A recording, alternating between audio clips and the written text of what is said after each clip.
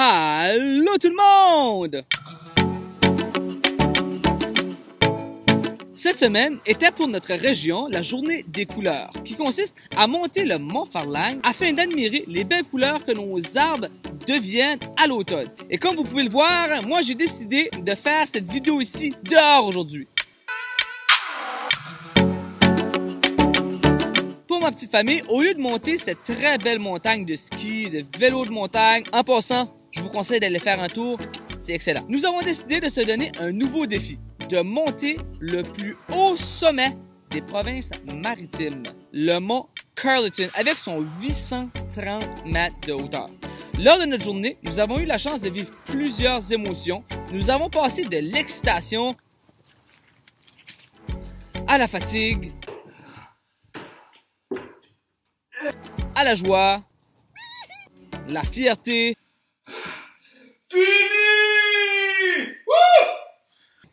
et aussi au manque de patience. Faut que je remonte.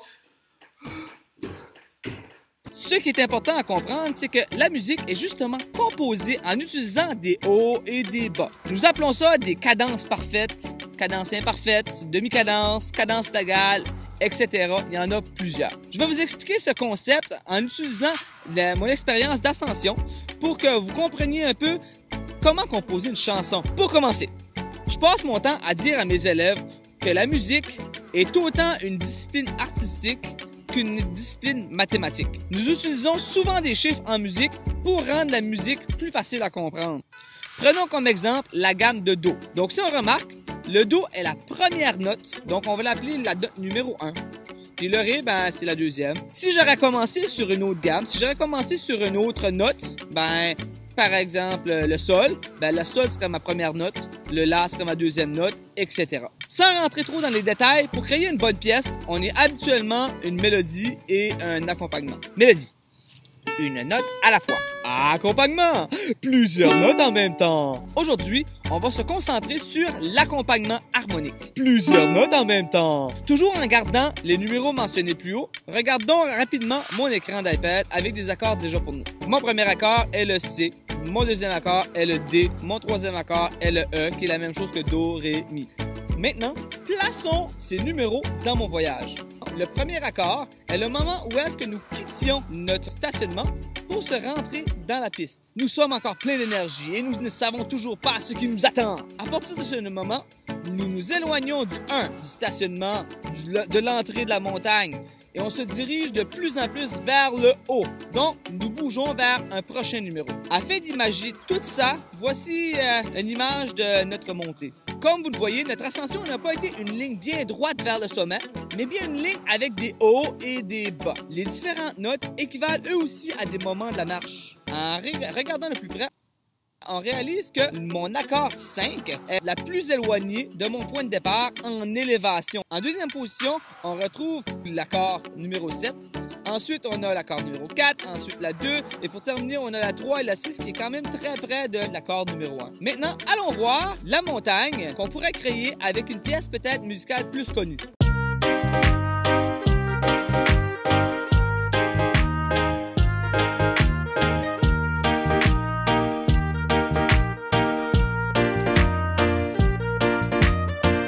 Pour avoir une montagne plus normale ou qui monte et qui descend, on pourrait avoir quelque chose qui ressemblerait plus à ceci.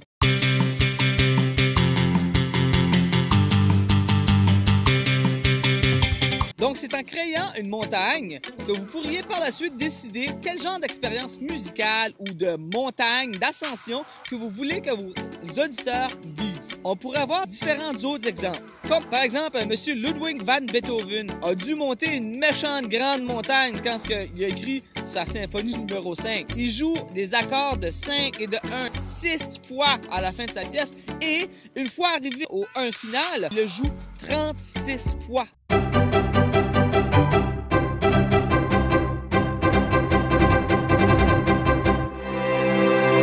crois qu'il était content d'arriver à la maison. Afin de créer votre propre composition, bien que toujours des exceptions, il serait bon de commencer au bas de la montagne, donc sur le 1. Dans le cas d'une pièce en Do, par exemple, un accord de Do serait préférable à commencer avec et de terminer avec le Do. J'avais aussi spécifié qu'il est possible de commencer sur un Ré, sur un Mi, sur un Fa.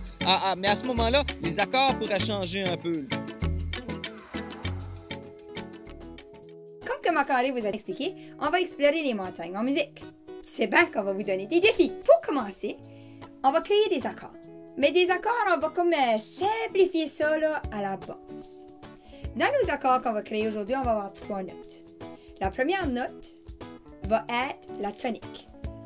La prochaine note va être notre tierce, numéro 3. Et la note qui ferme l'accord va être la quinte, numéro 5. Continuez à nous suivre. Là. Tout de suite, j'essaie, là, si vous n'avez jamais entendu ces mots-là, ben vous allez tout comprendre. Je sais pas si vous remarquez là, mais j'ai pas placé le numéro 2 puis le numéro 4 là. On va vous expliquer ça avec nos notes dans quelques secondes. Alors, quand on parlait de la tonique, on va dire qu'on prend notre premier accord serait un accord de Do, par exemple. Notre accord de Do va être rose. Donc, notre accord de Do, on utiliserait la tonique. Donc, la tonique, c'est ma première note de toutes. Ensuite de ça, j'utiliserais ma tierce. Ma tierce serait ma 3e note dans cet accord-là. Dans 1, 2, 3. Ma prochaine note serait ma quinte. Donc, ça serait mon 5 à partir de cette note-là. 1, 2, 3, 4, 5. On saute toujours par-dessus une note. Donc, on peut voir notre tonique, notre tierce et notre quinte. Maintenant, ma prochaine accord, au lieu d'utiliser l'accord de Do, j'utiliserais par exemple l'accord de Ré. Qui va être en jaune. Donc, avec mon accord de Ré, mon Ré est ma tonique, mon Fa serait ma tierce et mon La serait ma quinte. On saute toujours par-dessus une note. Maintenant, ça, c'est nos notes dedans notre accord. Donc, ce qu'on vient de vous montrer là, on vient de vous apprendre comment créer un accord avec des notes. Ton premier défi va être de juste créer une montagne sur un morceau de papier. Exemple, Marc-André va vous montrer ça après, mais lui, la montagne qu'il va créer, ça va être 1, 4, 5, 4, 1. Ça, c'est l'exemple à Marc-André. Vous autres, vous pouvez mettre tous les numéros que vous voulez en suivant les directives à Marc-André dans la vidéo. Défi numéro 2. Vous allez jouer votre montagne dedans Chrome Music Lab dans SongMaker. L'adresse est dans les commentaires sous la vidéo. Finalement, défi numéro 3, vous allez enregistrer votre création et finalement le partager avec nous autres.